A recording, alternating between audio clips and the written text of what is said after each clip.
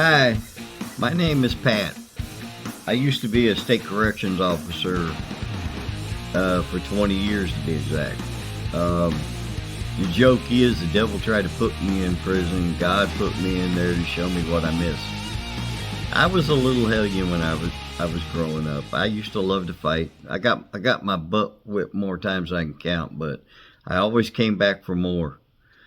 And my teachers and counselor used to tell my dad I was going to be dead or in jail before I was 18. Well, I didn't end up dead because I'm still here. I did end up as a prison corrections officer from September 25th, 1997 till my retirement of July 1st of 2017, which was just under 20 years. I did 19 and 11 months to be exact. I did 10 years in a road camp, and I did 10 in two major prisons. Well, not quite 10. But everybody always asked me to tell stories. In fact, I got fired from Lyft because I was telling my stories. But that's neither here nor there. That's another deal. But so my partner and I, we decided to do a podcast, and we've been doing them together. But right now, our schedules are hard to coincide together. So what we're doing now is we're doing separate videos. We're telling our story. So here's mine. Back in September 25th, I got hired. That was my very first day in corrections. I went to the academy for 6 weeks, and once I came out, then I was a certified corrections officer, and then I started in my unit that I was actually assigned to. But for the first year, I was at other units because our unit had not been built yet. It was still in the process of getting built. So I ended up going to 3 major prisons and 1 road camp. So when we opened our doors, I was assigned to segregation, but because of my size and the COs that I worked with, they wanted me on the shotgun first. So a lot of our inmates came from the prisons I trained at. So they already knew who I was. And there was a young lady I worked with.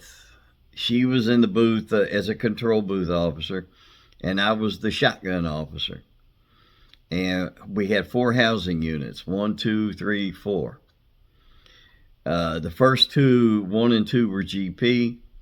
3 was segregation, and then we had 1 pod that was like a halfway house. It was called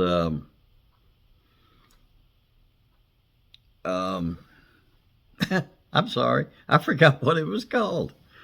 But it was like a halfway house. If you were good, you would go back to GP. If you were bad, you would go to segregation. So as we opened up the prison, I traveled with a young lady, and we trained our officer. She trained the booth, I trained the shotgun. And we went to each pot or each level, because it was the upper and the lower level. And then there was 2 pods on the upper level and 2 pods on the lower level. So we would travel that way. We started with the lower, filled up with inmates, and then we would go to the upper, and then we would do the same. And we did this on all 4 buildings. So it took us about a year. Oh, that was actually called the transition pod. It was called a transition pod, not a halfway house. It was called a transition pod. But anyway, Then once that year was completed, then they assigned me to the transition pod because a lot of them inmates, like I said, they knew me. I knew them. And that's where I was assigned because my unit manager, he said I had a lot of death threats. I never shot an inmate. I never had to because the inmates knew I would do it if I had to. And they knew when I was on that shotgun, they better stay straight. 99% of the time they did. So they gave me the respect that I deserve, and I gave the same respect back to them. See, that was their main goal, is they wanted respect as human beings. Yes, you're locked up for crimes, but if you treat them like a human being, they'll treat you like one. I mean, they're not animals, but there are people in there that will kill you and rape you if they can. I'm letting that sink in for a second.